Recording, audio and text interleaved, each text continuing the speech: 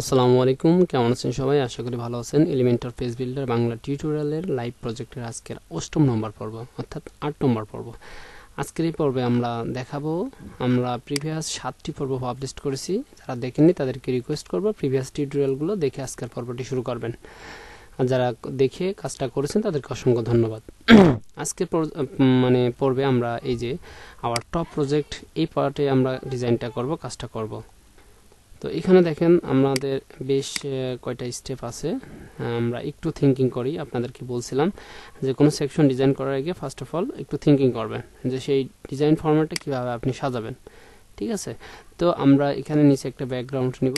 তো ব্যাকগ্রাউন্ডে নেওয়ার ফলে আমাদের নিচেই ব্যাকগ্রাউন্ডে এই যে একটা শেপ, এই শেপটা কিন্তু সিএসএস দিয়ে কোনোভাবে দেওয়া যাবে কি না সেটা আই ডোন্ট নো, বাট আমরা অন্য একটা ওয়েতে করব। আমি যেভাবে ক্লায়েন্টের কাজটা করেছি, ক্লায়েন্ট করে ক্লায়েন্টের করে দিলে ক্লায়েন্ট দেখে আর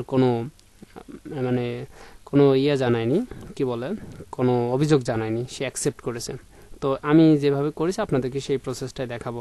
তো তার জন্য আমরা অ্যাডিশনাল একটু কাজ করব, ফটোশপ দিয়ে জাস্ট ব্যাকগ্রাউন্ডটা একটু মডিফাই করে নিয়ে তারপর এইখানে ব্যাকগ্রাউন্ড ইমেজটা ফিক্স করে দিয়ে তারপর আমরা এই 3টা অপশন দিব। তো এটাকে কি বলে আমি আপনার এখন বলতেছি না। সাপোজ আমি নতুন এই ডিজাইনটা, ফর এক্সাম্পল আমি মনে করেন যে এটা জানি না এটা কি বলে, কোন অ্যাডন দিয়ে করবো, তো সেটা আমরা ইন্সপেক্ট এলিমেন্ট কোড দেখে জাস্টিফাই করে আমরা কাজটা করব, ঠিক আছে?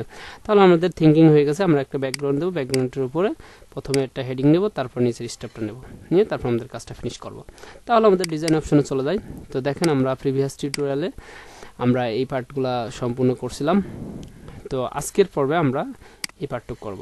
তো যাই হোক, যারা নতুন তাদেরকে রিকোয়েস্ট করবো, আবার রিকোয়েস্ট করছি চ্যানেলটা সাবস্ক্রাইব করেন আর পাশে থাকা বেল আইকনটি ক্লিক করেন যাতে নেক্সট পর্বগুলো আপনাকে নোটিফিকেশন দেয়।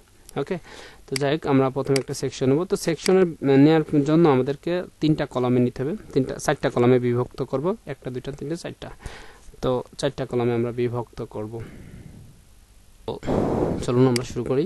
তাহলে আমি টোটাল এই প্লাস বাটনে ক্লিক করলাম, ক্লিক করার পর স্ট্রাকচারে এসে আমরা এখানে 4টা কলামে বিভক্ত এই স্ট্রাকচারটা সিলেক্ট করলাম। দেন এখানে আমাদের স্ট্রাকচারটা খুব সুন্দরভাবে চলে আসলো। তো তার আগে আমরা একটু ইন্সপেক্ট এলিমেন্ট করে ইমেজটা কালেক্ট করি। তো দেখেন এখান থেকে আমরা ইন্সপেক্ট এলিমেন্ট করে ইমেজটা কালেক্ট করতে পারবো না, কারণ এই ইমেজটা ব্যাকগ্রাউন্ড সিএসএস এর মাধ্যমে এটা ইনক্লুড করা আছে। তো একটু কমপ্লিকেটেড হয়ে যাবে। তো আমরা সেই ক্ষেত্রে আমরা কি করব, ফায়ারফক্সটা ওপেন করে নিব। দেখুন আমাদের ক্লায়েন্টের টার্গেটেড ওয়েবসাইটটা আমরা ফায়ারফক্স ওপেন করে নিলাম। নেওয়ার পর জাস্ট আমি এখানে মাউসের রাইট বাটন ক্লিক করে ইন্সপেক্ট এলিমেন্ট করলাম। করার পর ইমেজটার ইউআরএলটা আমাদের ধরতে হবে। আমরা ইমেজগুলো অনেকভাবে কালেক্ট করতে পারি। আপনাদের বিগত পর্বে অর্থাৎ 7 নম্বর পর্বে দেখিয়েছি যে কিভাবে কন্টেন্টগুলো ডাউনলোড করে ভিতর থেকে কালেক্ট করতে হয়। তো সেই ফাইলটার ভিতরে আমরা যদি যাই, ইমেজটা আমরা পেয়ে যাব। দেখবেন এখানে যাওয়ার পর এখানে আমরা কোথায় যাব, এই যে ডাব্লিউপি কন্টেন্টের ভিতরে আপলোডসের ভিতরে 2020 সালের ভিতরে যদি যাই, এখানে দেখেন ইমেজগুলো, এই যে একটা ইমেজ, লোগো টোগো সব পাওয়া যাচ্ছে, ঠিক আছে? কারণ তারপর যদি আমরা এই যে স্টেপ বাই স্টেপ আমরা দেখতে পারবো 17 সালে 15 সালে সবটার ভিতরে ইমেজ আছে, ঠিক আছে?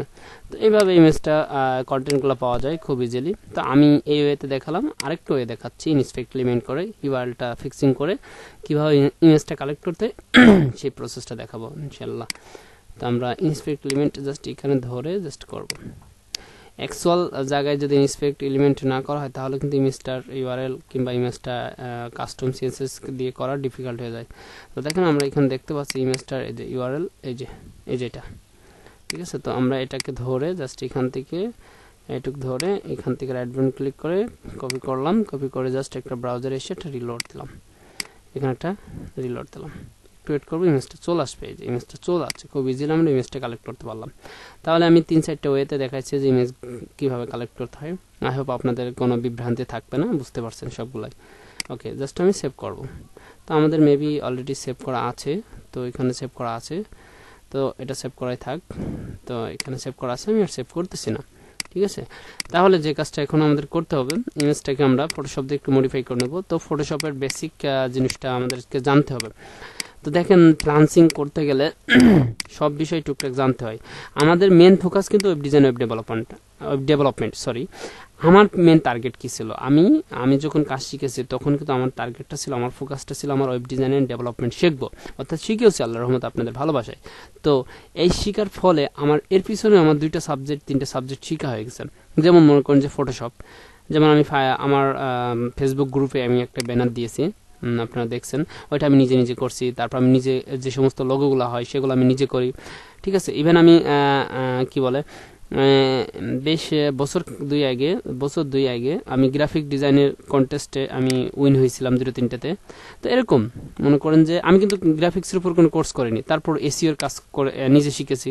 এসইওর অবশ্য কোর্স করেছি শামীম NS শামীম প্রো ভাইয়ের কাছ থেকে। যাই হোক, তো এখান থেকে আমরা কোর্স করে এগুলা শিখে তারপরে কিন্তু করতেছি।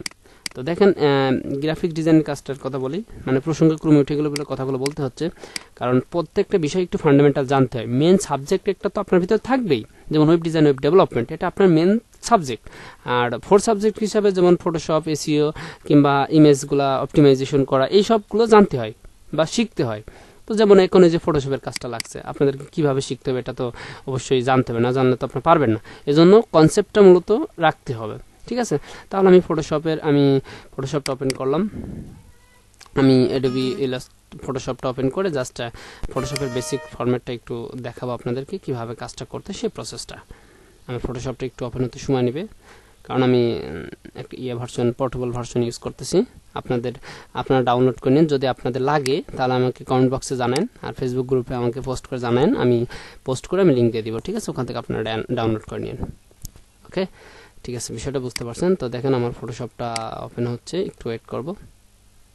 মূলত এক্সটেন্ডেড ভার্সনটা ইউজ করি। এক্সটেন্ডেড ভার্সনটা ইউজ করার একটা সুবিধা কি, যে আমার পিসিতে প্রেশার পড়ে না। প্রেশার পড়া বলতে কি, আমি যখন ওপেন করে কাজ করি তখনই আমার এই সফটওয়্যারটা পিসিতে প্রেশার পড়ে, আদারওয়াইজ প্রেশার পড়ে না। যেমন মনে করেন কিছু সফটওয়্যার আছে যে আমি ইনস্টল করে রাখছি এখানে, ঠিক আছে। ইনস্টল করার ফলে আমার পিসিতে এগুলো জায়গা খেয়ে আছে।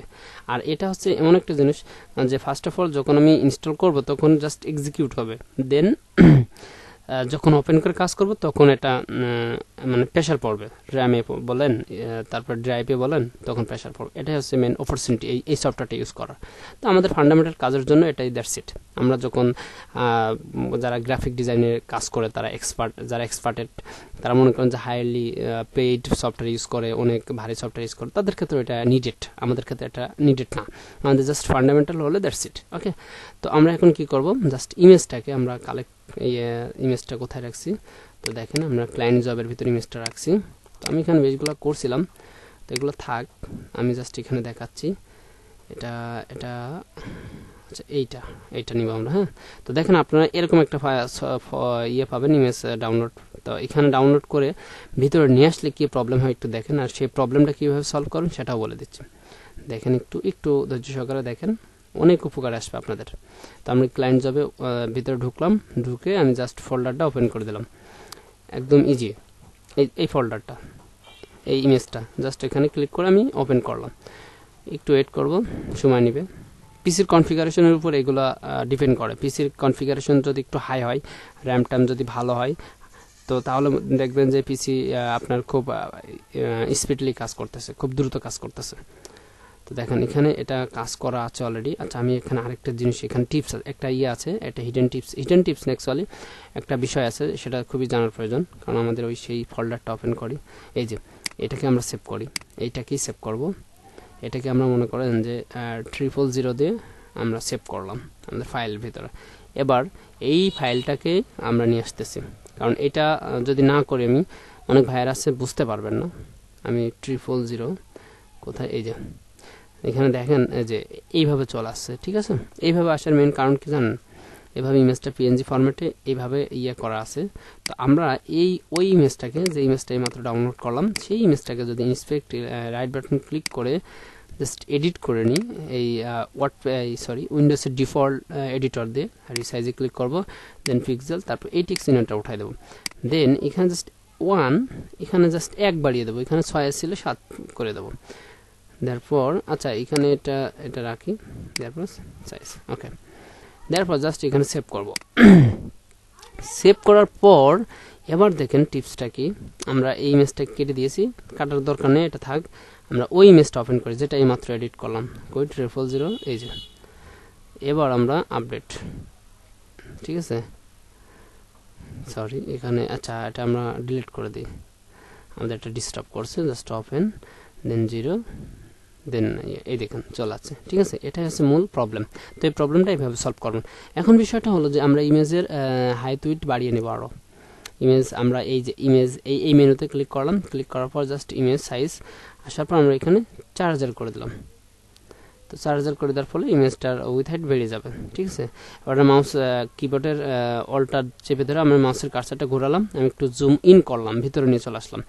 এবার আমরা যে কাজটা করব সেটা হলো আমরা এটা কেটে দিই, আমাদের এটা প্রয়োজন না। জাস্ট এখানে আমরা ফরম্যাটটা একটু দেখে আসি আমরা কি করবো অ্যাকচুয়ালি। তো আমরা এইভাবে একটা শেপ দেবো, হ্যাঁ, দেওয়ার পর শেপের উপর আমরা একটা গ্রেডিয়েন্ট কালার দেবো। গ্রেডিয়েন্ট বলতে কি অ্যাকচুয়ালি গ্রেডিয়েন্ট না, একটা ধূসর একটা অপাসিটি দেবো, ঠিক আছে। এই দুইটা কাজ করবো, আমরা একটা শেপ দেবো, একটা অপাসিটি দেবো। তো সেই কাজটা করার জন্য আমরা আবার ফটোশপে চলে আসলাম। আসার পর আমরা এই যে এই পেন টুলটা ইউজ করব। পেন টুলটা ইউজ করার ফলে আমরা এখানে ক্লিক করব, ক্লিক করার পর আমরা এখানে ক্লিক করব, ধরে এরকম ভাবে ধরে কিংবা এরকম ছেড়ে দিই, এখানে আমরা ছেড়ে দিই এটা। তো এটা ছেড়ে দিই। তো এখানে আমাদের এখানে একটু এক্সওয়ালটা ধরবো, এখানে ধরে এরকম মাউস কিন্তু রাইট, আমি লেফট বাটনটা ছাড়িনি কিন্তু, এরকম ধরে কিন্তু এই যে আমি এরকম ধরে কিন্তু এরকম ঘোরাচ্ছি, ঠিক আছে। জাস্ট এরকম ভাবে এরকম সোজা করে একটু ছেড়ে দেবো। দেওয়ার ফলে এইবার কিবোর্ডের কন্ট্রোলটা ধরে আমার এই দেখেন কন্ট্রোলটা ধরার ফলে যে আমি কন্ট্রোল ধরতেছি তখন মাউসের কার্সারের মুখে একটু তাকান, দেখেন চেঞ্জ হয়ে যাচ্ছে, ঠিক আছে। তো আমি এই কন্ট্রোলটা ধরে একটু এটাকে মডিফাই করব, এইভাবে এরকম মডিফাই করব, জাস্ট এরকম শেপ দেওয়ার চেষ্টা করব। তারপর এটাকে হালকা এইভাবে ধরে এখান দিয়ে এটা সরাই দেবো। তারপর এটাকে হালকা, আমি কিন্তু কন্ট্রোল ধরে কাজটা করতে, অল্টার না কন্ট্রোল, এটা একটু মনে রাখবেন। আর এটাকে আমি হালকা একটু সরিয়ে দিই, এখানে দিয়ে দিতে পারি, এখান থেকে এটা দিয়ে দিতে পারি, ওকে। এবার আমরা যে কাজটা করব, এখানে আমাদের একটা নিব, নেওয়ার পর এখান থেকে আমরা এটাকে করে দিতে পারি, এটাকে এর সাথে এটা তো এখানে একটু প্রবলেম আছে আমাদের। এখানে দেখেন আমরা এটা পাথ সিলেক্ট করা আছে, তাই এই জন্য আমাদের এটা হয়নি। যদি আমরা শেপ সিলেক্ট করতাম তাহলে কিন্তু এটা হতো। তো আমরা এটা ডিলিট করে দেবো, যেটা আছে এটা ড্র্যাগ এন্ড ড্রপ করে ধরে এই বক্সে, ট্রাস্ট বক্সে এখানে ছেড়ে দেবো, জাস্ট ডিলিট হয়ে যাবে, কিংবা কিবোর্ডের থেকে ডিলিট করলেও হয়, ঠিক আছে। তো আমরা একটু বেঁকে চলে যাবো হিস্টোরিতে, আবার বেঁকে চলে যাবো হিস্টোরি। যদি হিস্টোরি এখানে না থাকে জাস্ট উইন্ডো থেকে আপনি এই যে হিস্টোরিটা নিয়ে আসতে পারবেন এখান থেকে, ঠিক আছে। তো হিস্টোরিটা আমি ব্যাকে চলে গেছি যাতে আমাদের এই কাজটা না থাকে, কারণ আমরা এখানে একটা মিস্টেক করছি। তো মিস্টেক করাটাও দরকার ছিল, কারণ এই মিস্টেক না করলে আপনারাও প্রাথমিক অবস্থায় বুঝতে পারতেন না। অনেকে ফটোশপে ডিফল্টভাবে এরকম শেপ টেপ সিলেক্ট করা থাকে না, ঠিক আছে। আপনি ফর এক্সাম্পল এই ফটোশপ নিয়ে যদি কাজ করতেন তাহলে কিন্তু আপনি এরকম প্রবলেমটাই ফেস করতেন, ওকে। আই হোপ বুঝতে পারছেন আমি কি বিষয় মিন করলাম, ওকে। তারপর এখান থেকে সরি আমি একদম সেম এই পাশে ধরে আর একটু নিচেই ধরে এখানে এইভাবে দিয়ে দিলাম। দেওয়ার পর এটাকে আমি আবার সেম প্রসেসে, আচ্ছা এটাকে আমি এর সাথে দিয়ে দিই। তো এটা সেম প্রসেসে আমি কন্ট্রোল করলাম, দেওয়ার পর ক্লিক করে আমি কন্ট্রোল টি দিলাম। দেওয়ার পর আবার আমি মুভ টুল সিলেক্ট করে জাস্ট কন্ট্রোল ধরে আমি এটাকে এরকমভাবে এখানে লাগিয়ে দিতে পারি, ঠিক আছে। তো এরকমভাবে ধরে আবার কন্ট্রোল টি দিয়ে সিলেক্ট করলাম, আবার আমি কন্ট্রোল ধরে এটাকে মুভ করে এটাকে লাগিয়ে দিতে পারি, সরি কন্ট্রোল জেড দিয়ে আনডু করে আবার ব্যাকে গেলাম, আবার মুভ টুল সিলেক্ট করলাম, তারপর এটার উপর ক্লিক করলাম, ক্লিক করে কন্ট্রোল টি দিয়ে এটাকে ধরে, সরি কন্ট্রোল না অল্টার দিয়ে ধরে এটাকে আমি আমার পজিশনে আমি এটাকে নিচ্ছি, ঠিক আছে। তো এইভাবে আমি দিয়ে দিলাম। দেওয়ার পর জাস্ট আমি এখানে এটাকে আর কিছু করবো না, এরকমই করলাম, জাস্ট এটাই দেখি কেমন হয়। তারপর এটাকে আমি কি করবো, হোয়াইট করবো, কারণ এটার সাথে আমরা মিক্সড করবো, কারণ আমাদের এই যে এখানে হোয়াইট করা, ঠিক আছে। এটাকে হোয়াইট করে দেবো। তো হোয়াইট করে দেওয়ার পর আমি এই শেপের উপর ক্লিক করবো, দেন তারপর এখানে আমি জাস্ট হোয়াইট কালারটা সিলেক্ট করে এটা হোয়াইট করে দিলাম। এবার আমি কন্ট্রোল টি দিয়ে এটাকে সিলেক্ট করে জাস্ট এখানে অল্টার ধরে এটাকে কপি করলাম, সরি, কিংবা আমরা এখান থেকে এটা ধরে শেপটা এরকম ধরে এখান থেকে জাস্ট এটা মুভ টুল লাগে সিলেক্ট করে নিই, জাস্ট এখানে শেপের উপর আবার ক্লিক করলাম, মুভ টুল সিলেক্ট করে, তারপর এখান থেকে ধরে আমরা এই যে এই সেকেন্ডটাতে এর উপর ছেড়ে দিলাম। তারপর এটা কপি হয়ে গেলো। তারপর আবার কন্ট্রোল টি দিয়ে সিলেক্ট করলাম যে কোনটা কপি করলাম, তারপর এটাকে ধরে জাস্ট নিচে এরকম শিফট শেপে, একদম শিফট শেপে ধরে যাতে এক সমানভাবে আসে। শিফট শেপে ধরার মেন রিজনটা হচ্ছে সমানভাবে যাতে চলে আসে, সরি। তারপর এটা সিলেক্ট অবস্থায় আমি এই যে রোটেট 180 ডিগ্রি দেওয়ার পর আমাদের ব্যাকে চলে আসবে। ব্যাকে চলে আসার পর আমরা এটাকে পজিশনে আমরা ঘুরিয়ে নিব, গুছিয়ে নেব আমাদের প্রয়োজন মোতাবেক। হ্যাঁ, তো আমি এইভাবে এটা দিয়ে দিলাম। ঠিক আছে, তো এটা হয়ে গেল। তো আমরা এক কাজ করি, আমরা টোটাল এই দুটাকে একটা গ্রুপে রাখতে পারি। এই যে কন্ট্রোল দিয়ে আমি এইটা আর এটাকে ধরে আর কন্ট্রোল জি দিয়ে দিলাম, দেওয়ার পর একটা গ্রুপ হয়ে গেল। তারপর এটা চোখটা অফ করে দিলাম, দেওয়ার পর আমি আরেকটা শেপ নিয়ে টোটাল এখানে দিয়ে দিলাম, তারপর এটা ব্ল্যাক করে দিলাম, দেওয়ার পর এটাকে অপাসিটি কমিয়ে দেবো। এই যে অপাসিটি কমিয়ে দেওয়ার পর এরকম একটা ধূসর অবস্থা নিয়ে আসবে। এখানে যে একটা ধূসর অবস্থা আছে অপাসিটি, আমি সেইভাবে নিয়ে আসলাম। নিয়ে আসার পর আমি আমার ইমেজটা এটাকে আবার ওপেন করে দিলাম, দেওয়ার পর এটাকে ধরে উপরে দিয়ে দিলাম, জাস্ট এটা ধরে উপরে দিয়ে দিলাম। তো দেখেন আমাদের এটা হয়ে গেল। তো নিচেরটা একটু বেশি মনে হচ্ছে, তো আমি এরর বাটনটা চেপে আমি এটাকে নিচে দিয়ে দিতে পারি। তো এটাই, দ্যাটস ইট, গুড। এবার এটা করার পর কন্ট্রোল অল্টার শিফট এস দেওয়ার পর আমাদের এই সেভ উইন্ডো চলে আসবে। ইভেন আমরা এখান থেকে আরেকটা কাজ করতে পারি, আমি এটা কেটে দিই। এখান থেকে আমি আরেকটা কাজ করতে পারি, এই যে আপনার এই যে এখানে সেভ, তারপর আমি জাস্ট এখান থেকে আমি পিএনজি ফরম্যাট কি জেপিজি ফরম্যাট চাই সেটা সেভ করে দিতে পারি। তো ঠিক আছে, দুইটা ওয়েতে আমরা যে কোনো একটা ওয়েতে করতে পারি। তো আমি নিজে শর্টকাটে যেটা করি, কন্ট্রোল অল্টার শিফট এস, তারপর আমাদের সেভ উইন্ডো চলে আসবে। তারপর আমরা এখানে জেপিজি ফরম্যাটটা সেভ করে রাখি, দেন এখানে সেভ। তারপর আমরা এখানে কি করব, আমাদের এডিট ফাইল, এখানে নাম দিয়ে একটা এডিট ফাইলস। ওকে, এবার আমরা আমাদের ফাইলে চলে আসি। তো দেখেন এখানে আমাদের এই যে এডিট ফাইল নামে এই ফোল্ডার এই ইমেজটা সেভ হয়ে গেছে। তো আমরা একটু মডিফাই করে নিলাম। তো এইভাবে আপনারা বেসিক কায়দায় আপনারা করে নিন। তারপরে এখান থেকে এটা দরকার সেভ করে রাখবেন। তো ইএস কেটে দেওয়ার পর এখানে সেভ করে রাখতে পারেন এই পিএইচডি ফরম্যাটটা, যাতে নেক্সট টাইম এই পিএইচডিটাকে আবার এডিট করতে পারেন প্রয়োজন সাপেক্ষে। ঠিক আছে, তো এইভাবে এখান থেকে জাস্ট সেভে ক্লিক করলে এখানে সেভ হয়ে যাবে। ঠিক আছে, আমি ফটোশপটা কেটে দিলাম। ওকে, আমার ফটোশপের কাজ ফিনিশ। আই হোপ বিষয়টা বুঝতে পারছেন। তো এইভাবে আপনারা বিষয়টা করেন। তো ভিডিওটা অলরেডি 17 মিনিট হয়ে গেছে, এটা আর লং করতেছি না। তো এইভাবে আপনারা করেন। তো আমি আগামী পর্বে ইমেজটা এখানে ইনক্লুড করে এই স্টেপটা দেখাবো ইনশাল্লাহ। তো ভালো থাকবেন আর আমার জন্য দোয়া করুন। আসসালামু আলাইকুম।